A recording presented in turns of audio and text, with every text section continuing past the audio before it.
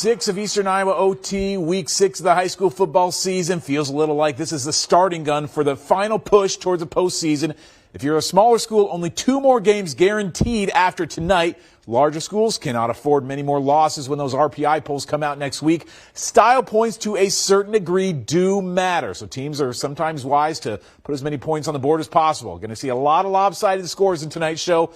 Not our most competitive evening of high school football, on which Iowa City West will set the tone. After a loss last week to Liberty, Trojans are eager to get right on their home field, hosting a winless Muscatine squad that does not have a win over West in recorded memory. We'll throw back to some of those old Connor McCaffrey versus Joe Wieskamp battles on the court. Trojans might just drop a basketball number tonight, wasting no time in the first quarter. Campbell, Janis takes the handoff, bounces out of the collapsed gap. Gets some aid from some blocks and broken tackles down the sideline for the first of what would be many touchdowns for West. Next Trojan drive, next Trojan touchdown. Reese Wheeler to Janis, and they roll out the red carpet for his second score of the night. 14-0 midway through the first, and may as well make it 3 for 3 on scoring drives for West. To the skies on 1st and 10. Wheeler way upstairs to a wide open Ethan Headings. Nothing in front of Headings, who scores his 9th touchdown of the season. This West passing attack has proven to be a nightmare for opponents. But can they keep things rolling on the ground? Oh, they can when they've got big ol' 71 lined up in the backfield. Colin Witters, future Hawkeye lineman and state champion thrower, pummeling through the D-line. It's every lineman's dream to score a touchdown, and Witters lives it, giving West a 4-score lead, 41 points in the first quarter. 69 is their most this season, and didn't I tell you it'd be a basketball number? 69 is more than the Trojan Hoops team scored in 15 of their games last year.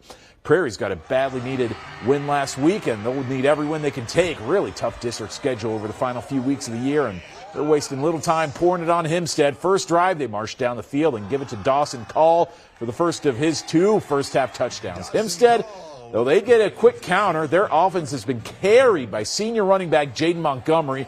Came into the night with 9 touchdowns on the ground, scores another 3 tonight for the Mustangs, but their defense had no answer for the P-Hawks.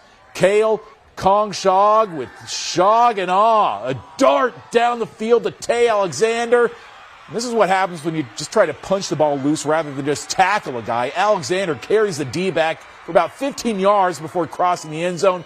14-7 Prairie. Now let's put a friendly face on this game. David Faison, maybe the best defensive player in the state, buries the QB on the sack. His 7th of the year, the most in 5A. Just a couple of plays later, what a weapon he's become on offense. Just give Faison the ball and let him figure something out. A flurry of missed tackles, and 76 yards later, it's 6 for 0. That play alone eclipsing his rushing total this year. Mustangs just trying to figure something out on offense, and this is not it. Brady Paterka jumps a pass, another 6 on the board. 49 first-half points for Prairie. At the end of the night, a 43-point win. The Hawks' 4th of the year will keep them in playoff position. A week after beating West on their home turf, Liberty all of a sudden is in the driver's seat for a district title. Mostly winnable games down the stretch for the Bolts, starting tonight against Davenport Central. Mitch Fick was down in North Liberty for a game that was never really meant to be all that competitive. Yeah, and as Liberty rises to the top of 5A, Central Falls haven't had a winning season since they went to the playoffs in 2017. They've only won 4 games 1 time since then. Purple night for Liberty. Let me introduce you to Cora Tyler, kid captain tonight, in remission after a battle with leukemia. Awesome to hear Cora. It's great to have her at midfield. First play of the night for the Bolts. It is the season for tricks. After all, a couple flips back to Reese Reddig, puts it up and in to Pryor Reiner's big gainer right off the bat. Later in the drive, Reddig finishes it himself. He's going to go around the far side for 6. 7-0 Liberty, just like that. And after 17 crosses the goal line, comes back and, you got to get a lift up. Lift up your homies, kids. There you go. Later in the first, Reddig goes back to the air. I lose Logan Schroeder in the crowd. Looking around. There he is. Or Jordan Schroeder. Logan Schroeder's a guy I work with. Got the names mixed up. There's a Logan coming up, though. Jordan gets it. 14-0 Liberty. They keep onside kicking. Central keeps getting great field position, so they try to get something going here on the first down play. Wait for it. There's the Logan we were talking about. Logan Lobenthal picked it off way down there. Penalties bring this back, but I missed him for the first 40 yards, so give him a little more screen time.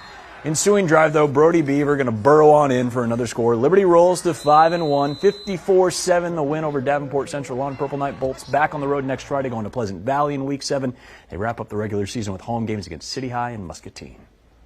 Well, this is some beautiful powder blue we've got on our airwaves right now. Respect to the logos and mad respect to Dubuque Senior, the school that produced the first Heisman Trophy winner, is not deep in football tradition. Only 6 playoff appearances in school history, but at 3-2, the Rams have a realistic chance at a winning record and a playoff spot, both rarities at senior high school, channeling the spirits of Jay Burwanger, Kyle Conrady, Dick Horner, even Johnny Orr.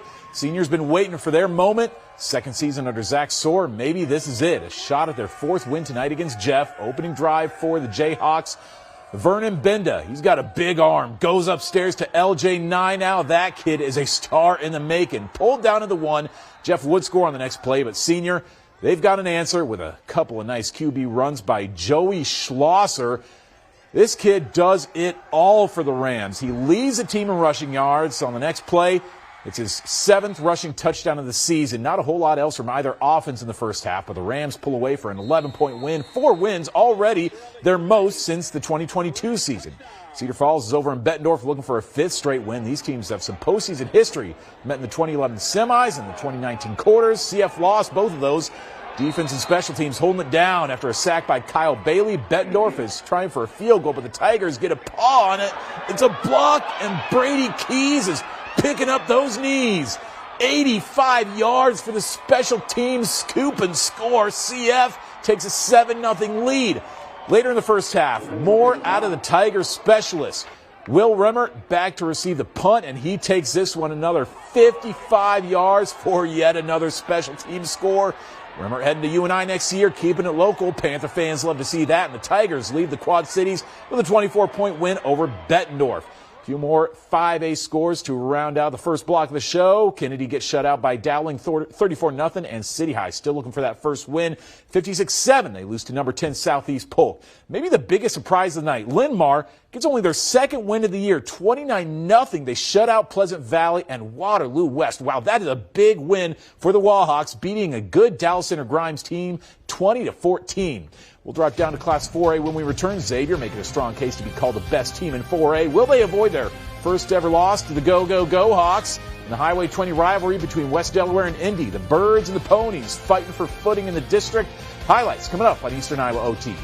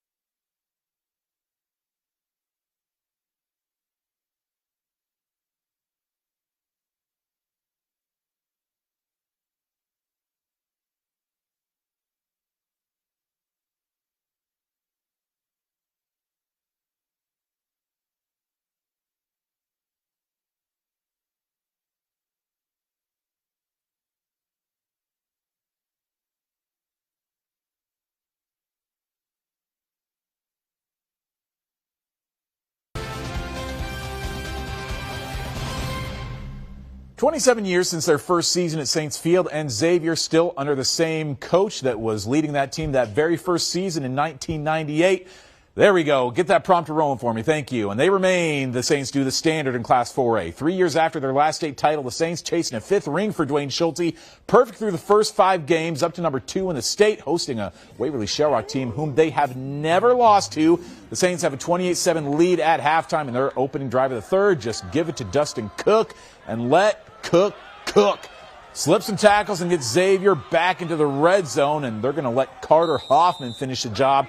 Xavier's got some shifty runners out here. This is not a team upon which to employ an arm tackle. Tough guys to bring down out there. The Go Hawks, they have thoughts of a response on offense, but Sam Schimberg has thoughts of his own on defense. His first INT of the season, and Xavier is back in business on offense. A little bit of misdirection here. Ty Weiss gets the ball for his first carry of the season. Weiss on the sideline. Weiss isn't getting caught. A 77-yard touchdown run. That gets the running clock moving. Xavier lets it tick away for a 21-point win. They're now 8-0 all-time against the Go Hawks. While Xavier's chasing another title, Marion and Creek Amana are just chasing a spot in the playoffs. The Clips coming off a couple of one-score losses. Marion's been shut out 3 times already this year. Mitch Fick back in the studio with a couple of teams desperate for a dub. Yeah, Owen, remember, this was just 3 weeks ago. CCA at Saints Field was all over Xavier in the first quarter. They were up 14-0 early, and then Xavier stepped on the gas and ended up winning a blowout. But there might not be a better 2-3 team in the state than the Clippers. Lance Peterson's squad hosting Marion on homecoming. Marion's up 7-0 early. Here comes CCA, though. Colin pointing right into a shoebox for Aaron Shemgi. Big gainer for the Clips. Later in the drive, always pointing to the end zone. Fast feet. Going to get outside and get in for the score. We are tied up at 7. Let the celebrations continue. Same score in the second. 2nd and 17. This is what Poynton does. Should be down here. He's not. He's got great balance.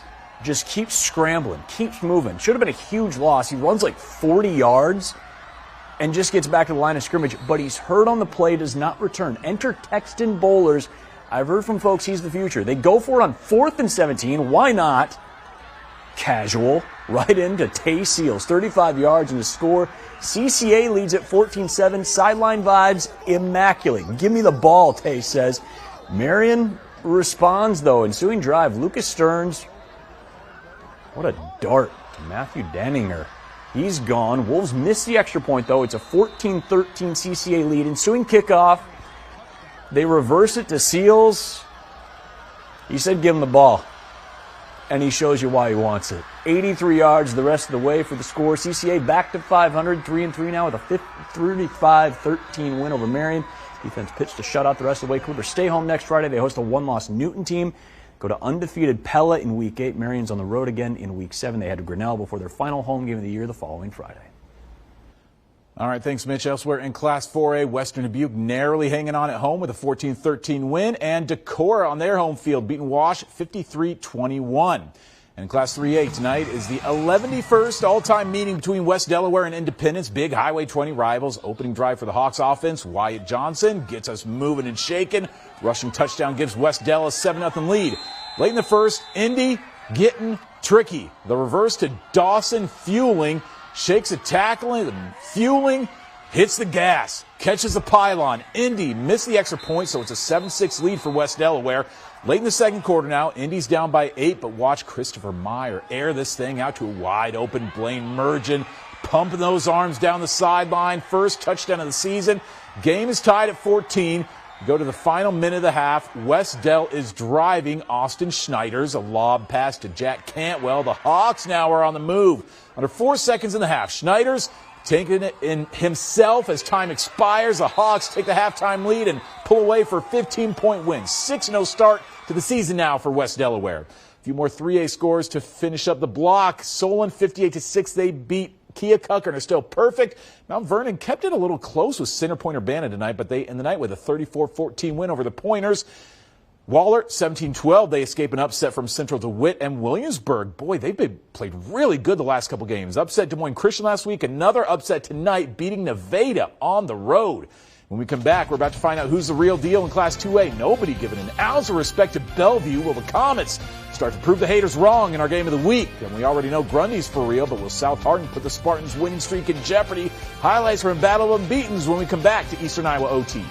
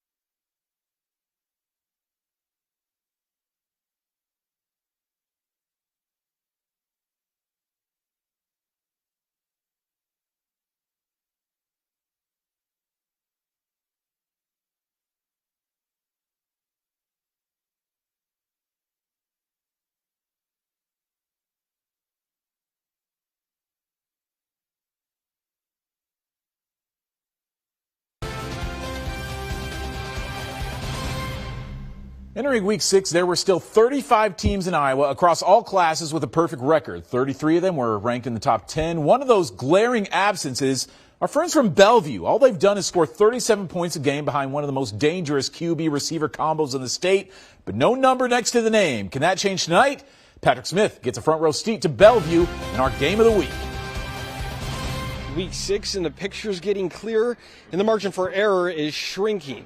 Tonight, two contenders collide. Fourth-ranked Alburnett with its ground game and Bellevue undefeated with one of the state's top passing attacks. It's a matchup that could tell us who's built for November. Both teams would punt on their opening drive, staying in the first quarter. Lake and Caves and the Pirates on their second possession of the game. Gets the toss out right, gets great blocking, finds a hole, pushes his teammate into the defender, gets on in, 21 yards. Caves with 11 touchdowns on the year, carrying this offense. Pirates strike first, up 7. Head into the second quarter and on the drive for the Comets. Boniface throws a fake to the left, finds Gavin Gulliams in the middle off the slant. He breaks free, gets tackled right at the 1. 35 yards, sets the Comets up in great position.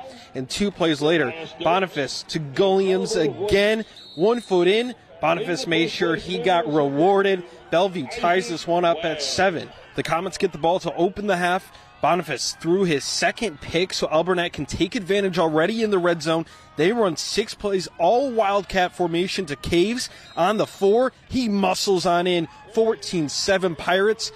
But watch out, the dynamic duo at some point was going to make you pay. Boniface finds Keenan Kilberg on the slant. He's got a seam. 76 big ones all the way home. That's the 50th time these two have connected this year.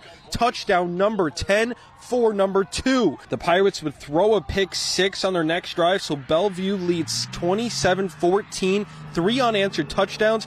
Lakin and the Pirates would score again to keep this one close, but this duo is just unstoppable. Boniface to Kilberg once again. 84 yards. 33-21. Kilberg on just his 3 touchdowns has 239 yards. But Alburnett is not going down. Lakin is going to throw to Varner. 22 yards, get mossed. That was amazing. 33-28, Bellevue leads. 5 minutes left. One last chance for the Pirates with 2 minutes, and it's picked off on 4th down. The 3rd interception of the night for this defense. Boniface to Kilberg might be one of the most dangerous duos in the state. I knew once I got in open field I was going to make something happen. I was going to beat him deep. I'm a fast guy, so I just got to get the ball and let it go. We had some grit. We wanted to win this. We know that we should have been ranked, and we wanted it more than they did. This week, our word was perseverance. We knew we were going to have to persevere. Alburnett's a good team. Lake and Caves is a great player, one of the best in the state. We talked about Hannibal, trying to defeat the Roman Empire and elephants walking through the Alps. And, some of them died, but guess what? They found a way, and they almost took them down. But tonight, we took them down. And it was perseverance, and we persevered tonight. Final from Alburnett, 33-28. Comets win it. Reporting from Alburnett, I'm Patrick Smith for Eastern IOT. The Elephants march on to Anamosa. Anamosa and Monticello not among that list of unbeatens. Just 2 wins all year between the Raiders and Panthers. But it's the Cowbell game, one of the Iowa's oldest rivalries. 112th edition tonight. Marshall Yonda not walking through that door. Raiders up a score, and they pull out the halfback pass. Watch this catch. Hudson Scranton's throw is tipped. Almost picked off, but the defender kicks it, and it goes right to Adam Brophy, who snags it. Close to hitting the ground, but this is rule the catch. Watch it one more time. Just great concentration to reel this one in. That play leads to a score by Scranton up the middle from a few yards out. Raiders take a 14-0 lead. Later in the second, Riley Shaw throws it to the back pylon. Hard to see, but Brophy hauls this one in for a touchdown. Anamosa rolls in the Cowbell game, 24-14 final. Elsewhere in Class 2A tonight, Mid-Prairie, 56-0 winners on the road against Central Lee. And, boy, a great game. Double overtime. Dyke New Hartford loses by 1 to Roland Story. As we mentioned earlier, 35 unbeaten teams entering the night and 1 fewer by the end of this highlight read. Grundy Center's won 44 in a row, but this might be their biggest legitimate challenge until the Unidome. Upstart South Hardin, channeling the spirits of Michael Shaw, Dustin Baum, Tim Connell, that great 2003 Eldora New Providence team. Tigers are 5-0, up to number 4 in 1A, and maybe making Grundy Center sweat out win number 45 tonight at Spartan Stadium. Grundy's won 7 in a row against South Hardin, and Grundy will get it going early. Judd Jarofsky, future Stanford golfer. He finds Eli Wegman across the middle for a score on 4th down. It's 7-0 Grundy with 5 minutes to go in the first quarter. South Hardin would start to get the ball moving in the second, but it's a bad snap and a fumble. Grundy Center recovers, and the defense is holding firm. Later in the second quarter, South Hardin is back on offense, and Peyton Welch is going to find Sam Benson on a deep ball. Jarofsky doing his best to rip it away here at the end. South Hardin, though, would score a few plays later. They gave Grundy all they could handle tonight. 2-point game in the fourth, but the Spartans come out on top with a 21-12 win. They're 45th in a row. And with that win tonight, Grundy Center has now moved into sole possession of 5th place in the Iowa record books for longest win streaks. 45 straight, dating back to the start of 2022. Still a long ways from that 4th straight title, but the Spartans are creeping closer to half 100, which would theoretically come in the state quarters and would make them only the 3rd in Iowa history to reach that plateau. Beckman has entered the 1A chat, ranked number 10 this week, but both the Blazers and Cougars are 4-1. The winner on the fast track for a district title. Defensive struggle out of the gate. Eli Fritz jet sweep into a swarm of Blazers. Ball gets knocked out, and Beckman hops on it near midfield. After a Beckman touchdown gets wiped out for holding, QB Brady Gogol rolls out. No one open, so he'll take off down the sideline and gets the ball knocked out of his hands. Fritz recovers to give the Cougars the ball back. Beckman with a short field, they get a break on a short Cascade punt, but couldn't get the first down, settling for a field goal to take a 3-0 lead. Cougars, they're looking for a big play now. Fritz drops back and unloads downfield. The ball is tipped into the air, and this one's going to be picked off by Carter White for another Blazer forced turnover. Game started slow, but a lot of points in the second half. This one ends with a 48-13 win by Beckman. But before we put a bow on week 6 and start looking ahead to next week, we still need to wrap up the show with our play of the week, and then we'll tap dance our way past midnight. Stay with us as we close out the week after the break.